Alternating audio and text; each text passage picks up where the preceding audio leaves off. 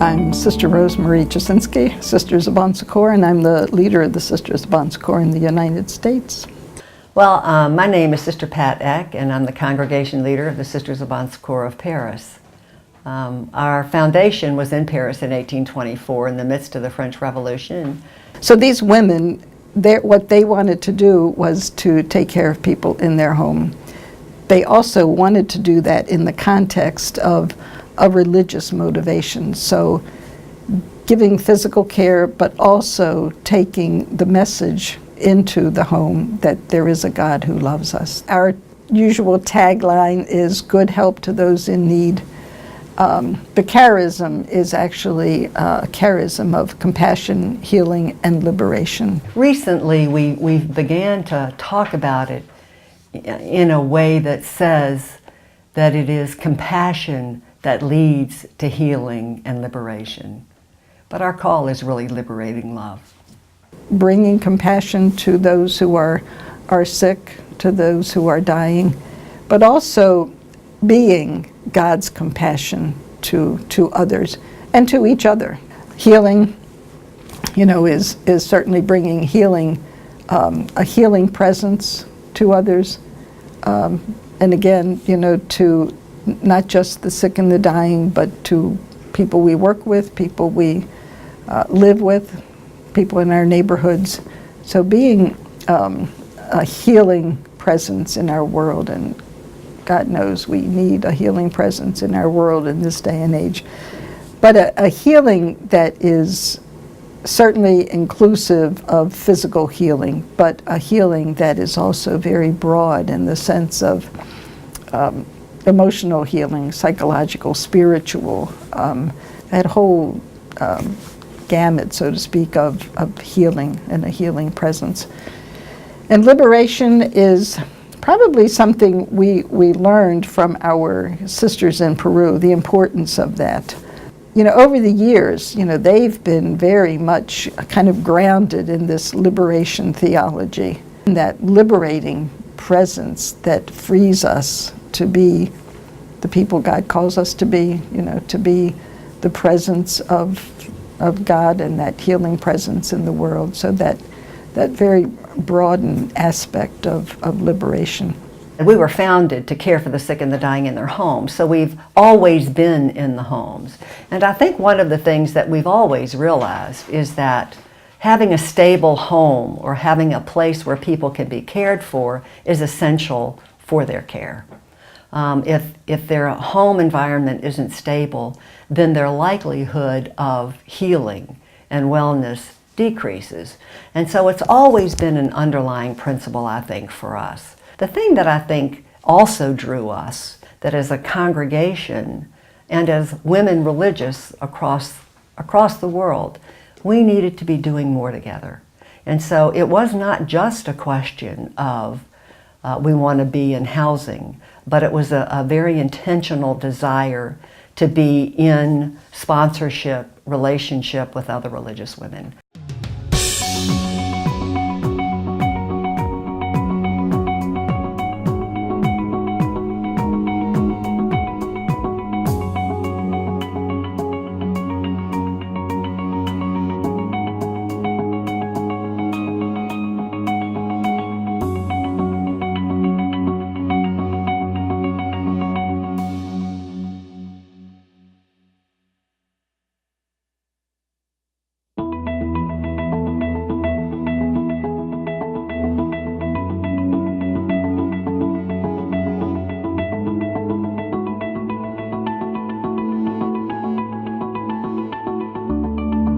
I'm Sister Marie-Therese Sedgwick, and I'm a daughter of Charity.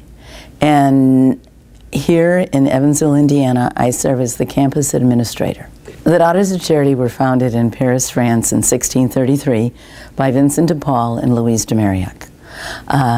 They were pioneers in that our community was the first one to enable women to go out into the streets to serve the poor instead of remaining in a convent with a life of prayer. So it wasn't until 10 years later at 16, 17, then Vincent really had a conversion and saw that his life work was toward the poor. And he heard of a family who, they were all ill. They didn't have any food. And he preached at the Sunday homily that we needed to take care of them. And when he went to visit the people in the afternoon, he found a steady stream of parishioners bringing them food and trying to tend to their needs. And he said, well, this needs to get organized, because today they're going to have all of this stuff, and then in a week they're going to be back to not having anything, because they didn't have the freezers or the refrigeration that we know of today. And so that's how he started to organize and use Ladies of Charity and confraternities of charity in parishes. So working with Louise, they organized. They were two great organizers, two great pioneers. Now, we all say that she was the real organizer, and it never would have come to fruition without her. She made the implementation happen through her training of the Daughters of Charity. But one of the myths that I just found out about in my last annual retreat, we always talk about the Berceau, and that's the birthplace of Vincent de Paul, which was in Dax, southern France, near the border. And he would tend the cattle.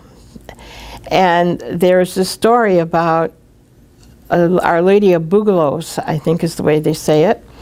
And she was a Blessed Mother in a tree stump, and that Vincent would pray to her all the time. I found out during this retreat that that's not even true. So I think it's just one example of how something began as a story and takes on a new life. I heard a story about 5 years ago. It's a true story.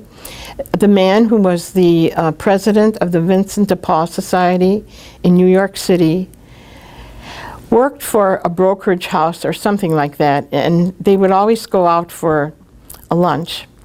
And one day, I think it was on a weekend, if I recall, he went to a deli to pick up his lunch, and there was a homeless man sitting on the street, as they do, and he saw him, and it did something to his heart. He went into this deli, he picked up his lunch, and he kept thinking about this man, and on the way out, he gave the man the lunch he bought for himself. And to me, that's a great example of mercy, seeing Christ, and that man from that day on joined the Vincent de Paul Society and became its president through just this one encounter on a Sunday morning. So to me, that's what mercy's all about, finding the other in the circumstances of life and extending yourself as best you can. Do we always do it perfectly? Probably not, but we certainly have to try.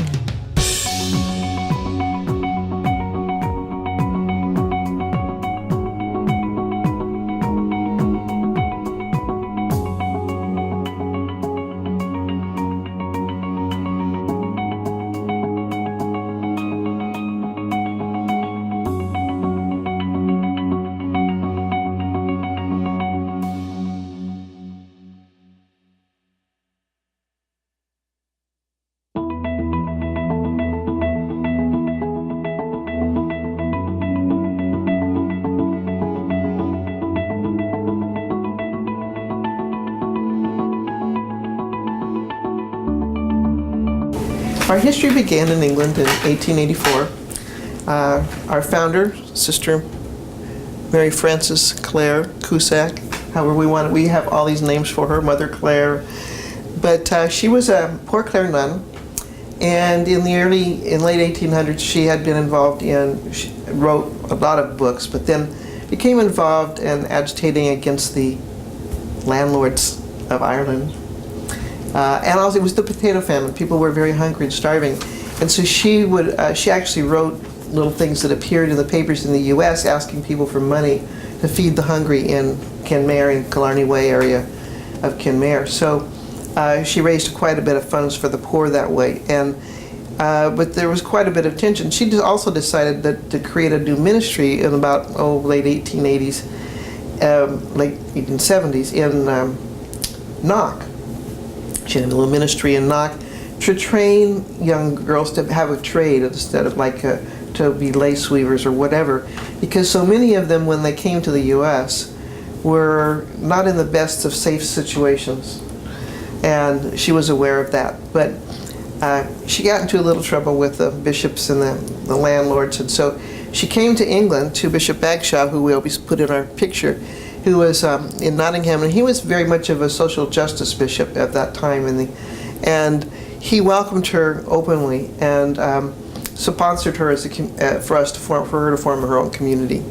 So that she did in 1884, and our first sisters made vows January 7th in the Nottingham Cathedral, and when we celebrated our 100th anniversary, we all got to go there for a celebration. It was quite a remarkable time for us. So in a few months after we founded, in late 1884, she came to the United States to raise money. She crossed the ocean, but her fame as the Nun of Kenmare, being somewhat of a troublemaker, reached her. And at that time, Archbishop Corrigan in New York was not a happy camper of her. He was so he refused to allow us to form any ministries in New York. But next door was Bishop Wigger in New Jersey, and he said, "Come ahead." And so we opened in New Jersey City on Grand Street our first ministry there, which was a home for working women, so that they would have a safe place to live. Then, not too long after that, she was able to acquire some property on the Hudson River, which became a summer home so that when they had a time to get a break, they could come out of the city. So that was some of our early beginnings, very early beginnings. But housing has been a part of it. Our charism of it's peace in the family, in the church, and in the world. But it's through care of one another. So, but her struggles with the hierarchy of the church continued, and so she decided that the community would best continue without her, so she left the community in 1888 and returned to England, and later returned to the Anglican faith. And Mother Evangelista took over in 1888, and for many years, certainly the early sisters knew of this thing, but it was kind of the hidden secret. And as a matter of fact, it was that books, The Nun of Kenmare, was not spoken in the community. And in 1970, when after Vatican II, the communities were actually back to their roots, we reclaimed Margaret Ann in 1970 at a special chapter as our founder, and renewed our engagement in the charism of peace through justice. So in the meantime, we had gotten into education and healthcare and all the other things that everybody was doing. We had orphanages and hospitals, nursing homes, and not so much nursing homes, but hospitals.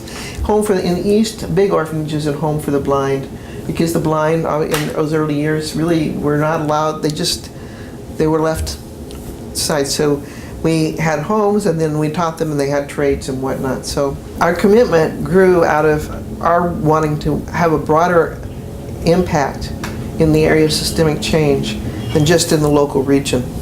And it was at that time we felt that Mercy Housing would provide a systemic and a much more large area reach, that we weren't just acting very locally, we were acting more globally.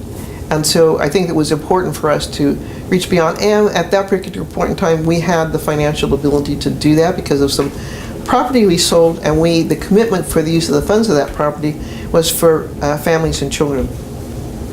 So it provided a direct forum for that.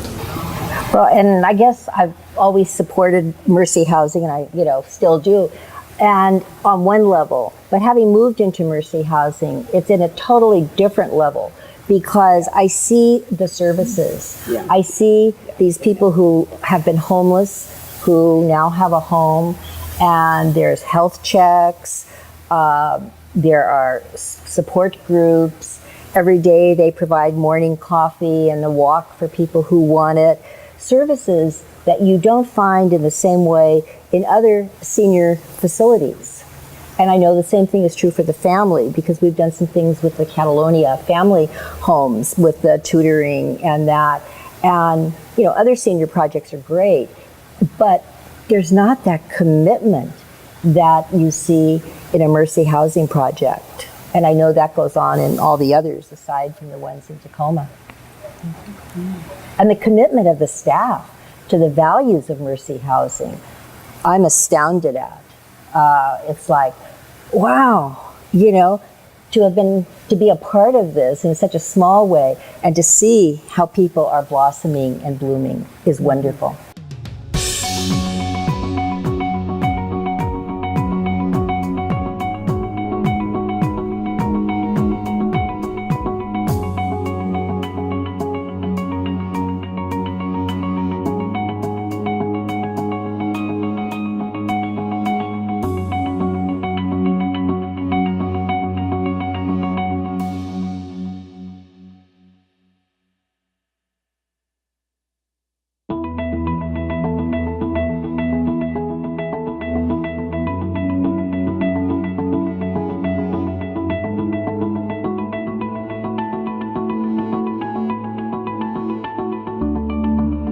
Well, I say there are two, for ourselves, Sisters of St. Joseph of Orange, there are two phases. There's the French history that we share with most Sisters of St. Joseph worldwide. 1650 France, post-war poverty, lots of social, familial, political division, economic division. And Father Madai, a Jesuit, he had gathered a group of women who were intent on growing in their relationship with God and service to the neighbor. And he said, here's the vision. In a world that's torn apart by all these divisions, I want you, the First Sisters of St. Joseph, to be about bringing people together and bringing them to God. Now, we often say unity and reconciliation. We often say active, inclusive love. How can we really open up circles, open up our arms, and bring people together? So 1650, a few sisters, the community grew, was suppressed during the French Revolution. In 1800 was refounded or reactivated by a woman, Mother St. John Fontbonne. And by 1836, she was sending French sisters to the United States, to Carondelet outside St. Louis. And from that foundation, so we've got the French foundation in Le Puy, France, I never said that, in Le Puy, France, the second foundation in Carondelet, a little outside St. Louis, come most of the communities of Sisters of St. Joseph in the United States. Sisters of St. Joseph of Orange were founded from a group that were in LaGrange, Illinois, right outside Chicago, in 1912. And Mother Bernard, our local founder, received a letter inviting sisters to come to Eureka, Northern California, to take over a school that had been staffed previously by another religious community. Eureka was a lumber town, fishing town, a little bit of cattle town, and our sisters went there, opened up an elementary school, taught music lessons. By 1919 had taken over a local hospital. However, it wasn't a place of a lot of economic development, and Mother Bernard was pretty astute. So she moved the Mother House to Orange, California in 1922. These identification of needs and recognition that we had some resources to meet them did really align with the whole vision of Mercy Housing. And from a personal standpoint, what I really appreciate about Mercy Housing is how systemic it is that certainly it's about finding appropriate space and making it really livable for people and making it affordable. It's all the other things. It's the management. It's the programs that are specific to the population that are being welcomed there. it's the visibility of Mercy Housing that becomes an advocacy. It's being part of the system of financing and granting and all of that. To me, this is a very big picture of Mercy Housing. It's not just, well, we got 20 units there for low-income seniors. It's a big witness for me. And over the years, as I've seen the development of the units here in Orange County,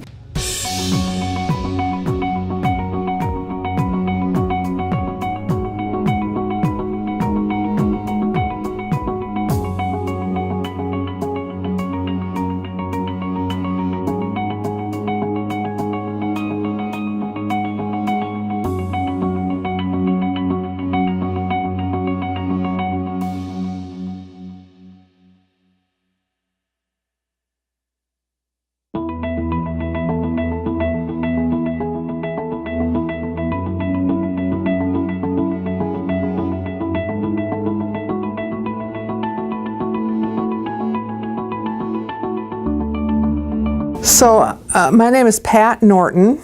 I'm a Wheaton Franciscan sister.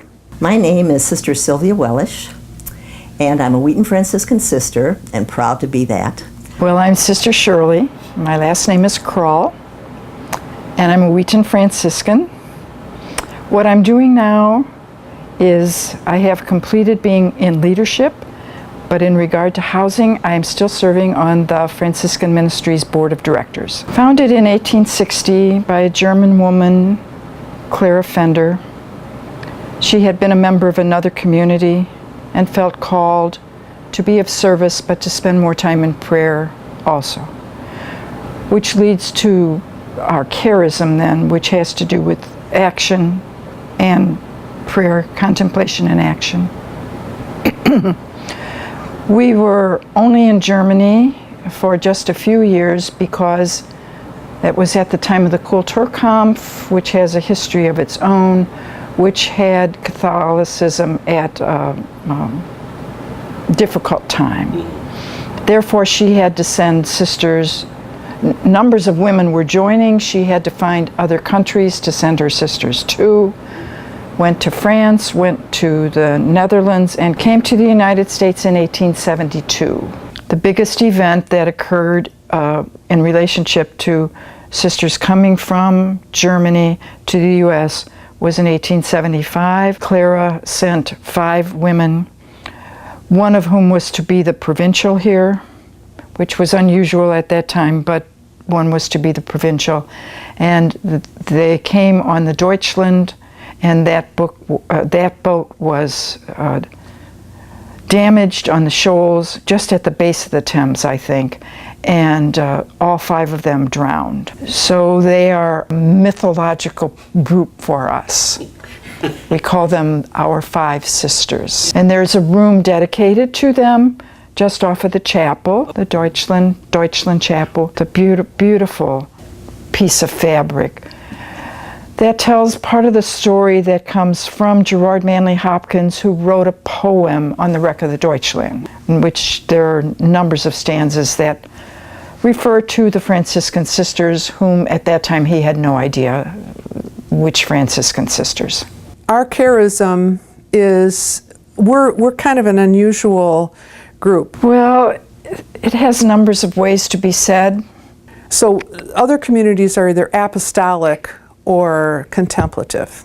So first of all, we're Franciscan. So what we are is evangelical. So what that means is our role is to balance our life between, this is how I understand it, between service and prayer.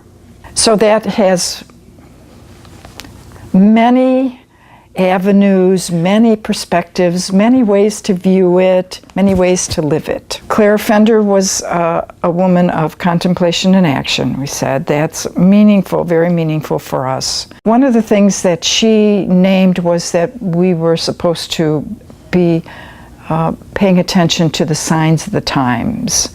That's how we got into housing. And that sign of the time was that people in this geographical area were coming to us at the Mother House saying, you've got land and there are people living in their cars. Can you do something? The other thing that helped us, I think, to get into housing was our sisters had been in hospital work for years and had been working with the government since the 40s. So in a way, we had no fear of working with government. We thought better to transfer our ministries while we were financially strong, we had good policies in place, and felt really positive about our ministries. And then we were looking at housing, which was much more dispersed among all our regions. And we knew the strength of Mercy Housing from Lillian, and John and I both had a strong sense that they were the right people to work with us. And we were looking for a Catholic sponsor if possible, one that would stay in the business, one that had a national influence if possible.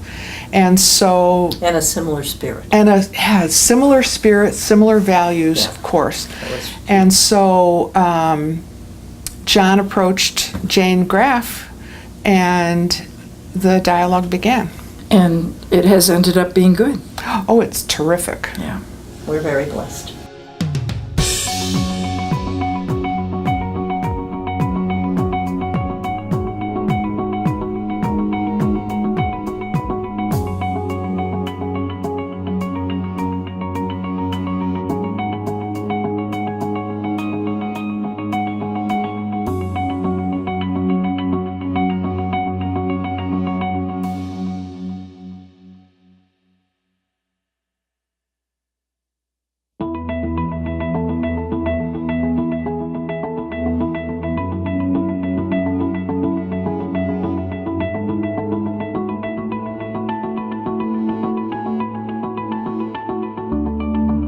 I'm Pat McDermott. I'm a Sister of Mercy. I am currently president of the Sisters of Mercy of the Americas. We are the largest women's religious congregation in the Americas, in 10 countries and the territory of Guam.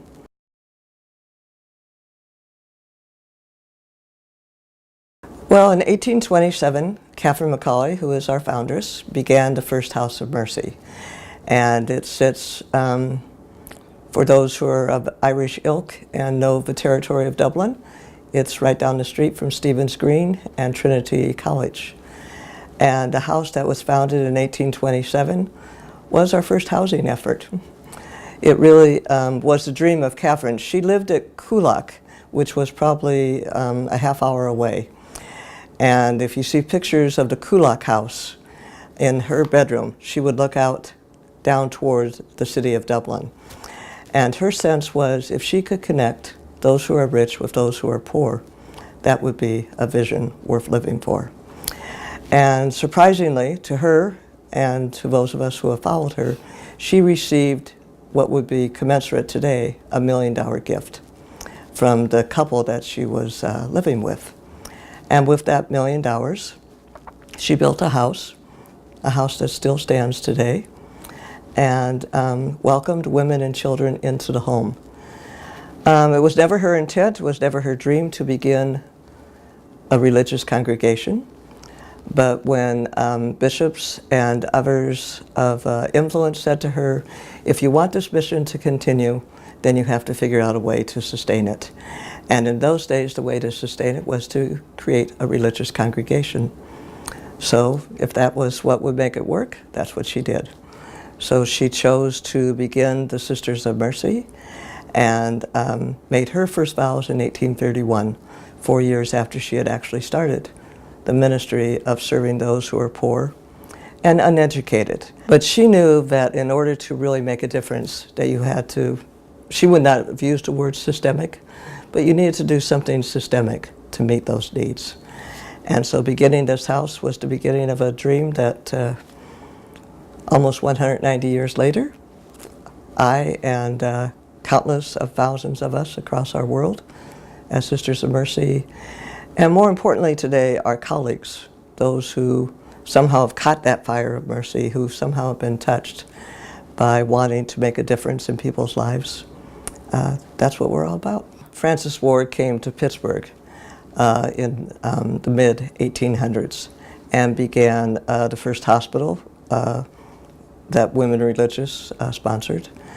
And from there, Francis and other foundations, California, New England, the South, multiple foundations came from places in England and Ireland.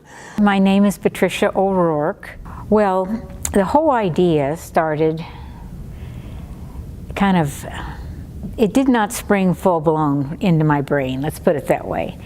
But I was working at Legal Aid in Omaha, Nebraska as a legal aid lawyer, and I was working in the housing division. And mostly I dealt with people who were being evicted. And, but a lot of these people who were being evicted from low-income housing, housing that was designed to help them. And they were being evicted from properties that were subsidized, not necessarily public housing properties, although there was a fair share of that, but housing that was being subsidized by federal law and federal regulations and some state laws that basically the owner benefited by renting to low-income people. And what I found was that they were really being not even treated like people. They're just being treated like chits. And there was